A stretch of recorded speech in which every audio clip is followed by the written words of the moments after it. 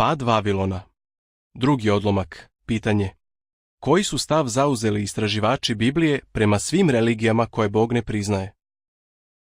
Decenijama pre Prvog svjetskog rata Charles Taze Russell i njegovi saradnici uvidjeli su da crkve hrišćanskog sveta ne naučavaju istinu iz Biblije. Zato su rešili da nemaju ništa ni s jednom religijom koju Bog ne priznaje. Tako je još u novembru 1879.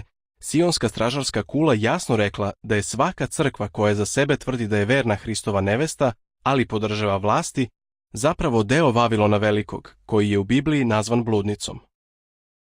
U Otkrivenju 17, 1 i 2 piše: I došao je jedan od 7 anđela koji su imali 7 posuda i obratio mi se rečima: Dođi, pokazat ću ti sud nad velikom bludnicom koja sedi na mnogim vodama, s kojom su zemaljski kraljevi blud činili, a oni koji žive na zemlji opijali se vinom njenog bluda.